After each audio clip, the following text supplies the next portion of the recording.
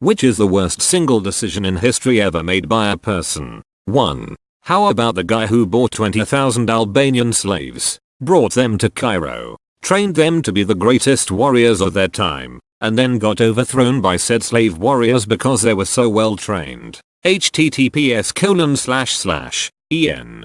Wikipedia. Org Wiki Mamluk Time Suck podcast about Napoleon Bonaparte is where I got this from. It's a good one if you have an hour to listen. https://open Spotify.com episode/2kf4pzigwzbscdowr2r c equals y3 hapigwesks Rome 9 la. 2. Well, the decision of Inalchuk, the governor of the Khwarezmian city of Otra, to attack Genghis Khan's trade caravan was pretty bad. Khan was famous as a ruthless warlord, not the sort of guy you want to piss off. But maybe they could have got away with it. Genghis sent 3 ambassadors to negotiate a settlement, which is when Muhammad II, the Shah of Khwarezm, made the really bad decision to kill one of these ambassadors and send the other 2 back without their beards as a sign of humiliation. Genghis Khan was so enraged he assembled an army and destroyed the Khwarezmian Empire. Wiped out every town they had. He even rerouted a river to wipe out the village where the Shah was born, wiping it off the map. By 1120 there wasn't much of anything left, so both Inalchuk or Muhammad II of Khwarezm qualify. Take your pick. https://Megan author. Bad decisions history provoking Genghis Khan. 3. Alan Savory. https://www.fastcompany. com/2,681,518 This man shot 40,000 elephants before he figured out that herds of cows can save the planet. The ecologist who killed 40,000 elephants because it was believed that grazing was causing the desertification of Africa, only to find out later that elephants were essential to prevent desertification. 4.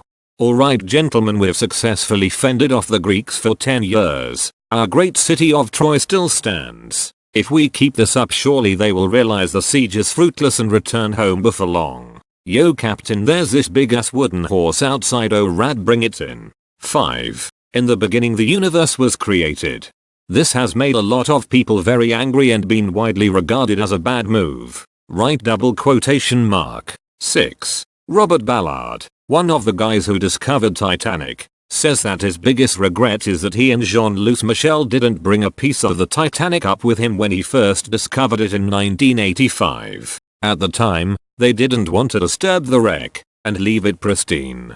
But if they had done so, then they would have been able to claim legal ownership of the wreck under international maritime law, and therefore more control over it. Because they chose not to do that, everyone and their grandma is free to take artifacts and pieces of the wreck. And this makes preservation impossible. Edit. A fair number of people have been asking this in the comments, so instead of replying to everyone individually, I thought I'd put this in as an edit, and thanks to the commenters who helped explain this. There is a school of thought which Robert Ballard, and myself, incidentally, subscribes to, which is that the wreck is the final resting place of the more than 1,500 souls who perished that cold night on the 14th of April 1912. And must therefore be treated with the same respect and dignity. Private companies who take artifacts and pieces of the wreck and sell them for profit are effectively grave robbing. And while the wreck is gradually deteriorating into nothing, the argument is that this doesn't matter, it's just nature taking its course. Of course, there is the argument that removing certain artifacts from the wreck and putting them in a museum is conducive to both the public good and the memory of the victims. I don't have a problem with that, personally. And I can't speak for Robert Ballard, but I do have a problem with the commercial scavengers taking pieces up to sell them. My understanding is that if he and his team were the registered owners of the wreck, he would have a claim to anything taken from the wreck and sold for profit, which would potentially deter people. 7. Eastman Kodak deciding not to go forward with their own newly invented digital cameras and instead sticking with film because it made them so much money at the time. 8. Either the great leap forward or the time I had gas station sushi. The great sit downward. Edit. This is not an award speech edit, but if it were, I would say, I'd like to thank Reddit, kind strangers, and my dog. Right? 9. The Donner Party of 90 pioneers choosing to take a shortcut when heading west from Illinois to California in 1846. Said shortcut led to them getting trapped in the Sierra Nevada mountains and resorting to cannibalism. The Donner Party's stupidity chose to take a shortcut that was sold to them by a con man over the strenuous objections of serious and thoughtful pioneer guides. History repeats itself. 10. Maybe not the worst, but maybe Ronald Wayne. He was a co-founder of Apple along with Steve Jobs and Steve Wozniak in 1976. Just 12 days after forming the company, he sold his shares for $0. He owned 10% of the company, which would be worth $0 billion, $80 billion today. And X200B, source, https://www.cnbc. The 12th of September 2017, Apple's third co-founder Ronald Wayne sold his stake for $800. HTML, don't know how accurate this is, but the story still stands. 11. Mao Zedong's revolutionary campaign The Great Leap Forward resulting in millions of people starving to death. Mao's Great Leap down the staircase. 12.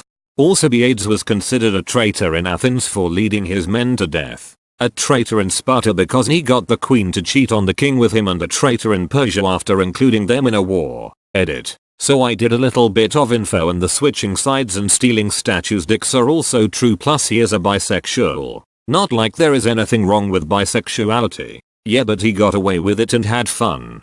13. The decision by the Scottish to invade England during Black Death must be up there. 14. Not the worst in the world, but apparently my family owned a little town west of Kent, UK. My great-great-great-grandfather got plastered one night and gambled it all away. Face with rolling eyes. 15. Yahoo refused to buy Google for $1 million and later for $40 billion again. Edit. They refused $1 million, later offered $3 and Google wanted $5 so no deal, and Yahoo was offered $40 by Microsoft and they didn't want to sell, and later they sold for $6. If they'd bought it for M they would have destroyed it though. Exactly, we don't want Yahoo in charge of anything. 16. Radcliffe Line. The process to divide India and Pakistan boundary in 1947 was done hastily and without major considerations to local populace religion. Radcliffe was not a geography guy and majorly messed up the process. Millions died. Link. https://en. Wikipedia. Org-wiki Radcliffe Line. I'd say the partition of the Levant, Middle East, was way worse. Arbitrarily drawn by people who knew nothing about the region. I once read something similar to, when you see a straight border, you can assume it was drawn by someone not living there. It makes sense. Saskatchewan's borders are all straight lines, and nobody lives there. 17. Kaiser Wilhelm II firing Otto von Bismarck. Bismarck had a plan. He always has a plan. But not when an incompetent Kaiser boots him out of his means of putting his plans into action. Bismarck had everything set up perfectly, but Wilhelm II decided to duck up everything he had set up, and got into World War I for it. Edit. Thack Guld Kindle Strangler. If you want to learn more about the greatest Chad in European history since Voltaire, I highly recommend watching this series. https://www.youtube. Playlist. List equals PL high chi 0 YJ5 DTZFABD chi 9 TZDX1 HTWF, which goes over Bismarck pretty well. 18. Whoever said the world's biggest MMO RuneScape should remove the wilderness and free trade? They threw a literal fortune down the drain just because they didn't understand their own product. 19. Let's invade Russia must somewhere up the list. Twice. 20. How about someone who made two terrible decisions? https://en. Wikipedia. Org-wiki Thomas Midgley Jr. He was instrumental in the creation of leaded gasoline and CFCs, Freon. He helped damage the environment on a massive scale. And for a bonus decision he made a pulley system for his bed that led to his own death by strangulation. If this guy isn't given a spot in the bad decisions Hall of Fame, then that seems like another failure. You forgot the best part. He inhaled leaded gasoline for a minute to prove that it was safe, then spent the next year recovering from lead poisoning. 21. Hitler, who wants to fight a two-front war? 22. The guy that sold the bottling rights for Coca-Cola. 4. and never even made the guy pay the https://www. Coca-Cola Company.com stories when Coke bottle. 23. Maybe the worst business decision ever made was by Xerox with their Alto computer. Xerox invented the graphical interface modern computers use. Desktop, folders, copy-paste etc. They basically invented the modern computer in the 70s. But the problem was, the people in charge at the time were businessmen without any technical knowledge, so they didn't realize what they had. They did nothing with it and gave it away to universities and showed other companies.